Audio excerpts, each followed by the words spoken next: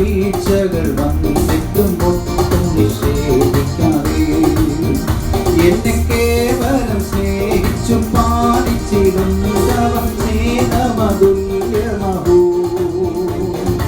എന്തതിശയമേ ദൈവത്തിൻ സ്നേഹം, എത്ര മനോഹരമേ.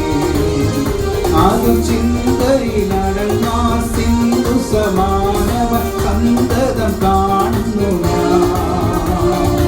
എന്തതിശയമേ ദൈവത്തിൻ സ്നേഹം, എത്ര മനോഹരമേ.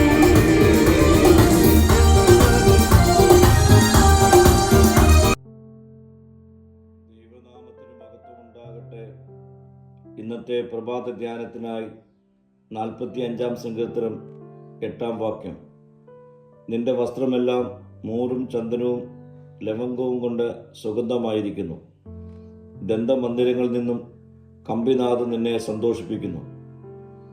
രാജാവിൻ്റെ വസ്ത്രങ്ങളിൽ നിന്നുള്ള സുഗന്ധം അവൻ്റെ മഹത്വവും പരിശുദ്ധിയും സൂചിപ്പിക്കുന്നു. ദൈവത്തിൻ്റെ സാന്നിധ്യം ഉള്ളിടത്ത് പരിശുദ്ധിയും ശാന്തിയും സന്തോഷവും നിറഞ്ഞിരിക്കും. ദൈവവചനം നമ്മെ പഠിപ്പിക്കുന്നത് വിശ്വാസികളുടെ ജീവിതം ക്രിസ്തുവിൻ്റെ സുഗന്ധം ലോകത്തിൽ പകരുന്നതിന് മുഖാന്തരമാകണം എന്നാണ്. നമ്മുടെ ജീവിതത്തിൽ സ്നേഹം, ക്ഷമ, കരുണ, വിശുദ്ധി ഇവ നിറയുമ്പോൾ നമ്മിലൂടെ ദൈവസാന്നിധ്യം മറ്റുള്ളവർ തിരിച്ചറിയും. ദൈവസാന്നിധ്യത്തിൽ ജീവിക്കുന്നവർക്ക് യഥാർത്ഥ സന്തോഷം ലഭിക്കുന്നു. ലോക സുഖങ്ങൾ താൽക്കാലികമാണ്. ദൈവസാന്നിധ്യം നൽകുന്ന സന്തോഷം എന്നും നിലനിൽക്കുന്നതാണ്. പ്രിയരെ, നമ്മുടെ ജീവിതത്തിൽ നാം ക്രിസ്തുവിൻ്റെ സുഗന്ധം പുറപ്പെടുവിക്കുന്നവരാണോ? എൻ്റെ സാന്നിധ്യം മറ്റുള്ളവർക്ക് സന്തോഷം നൽകുന്നതാണോ? ദൈവസാന്നിധ്യം നമ്മിൽ ഉണ്ടെങ്കിൽ മാത്രമേ നമുക്ക് മറ്റുള്ളവരിലേക്ക് ക്രിസ്തുവിൻ്റെ സുഗന്ധം പകരുവാൻ കഴിയുകയുള്ളൂ. അതിനായി ക്രിസ്തുവിനെ നമ്മുടെ ഉള്ളത്തിൽ നാം സ്വീകരിക്കണം. ഈ പ്രഭാതത്തിങ്കൽ നമ്മുടെ ഹൃദയ കവാടങ്ങൾ അവനായി തുറന്നു കൊടുക്കാം.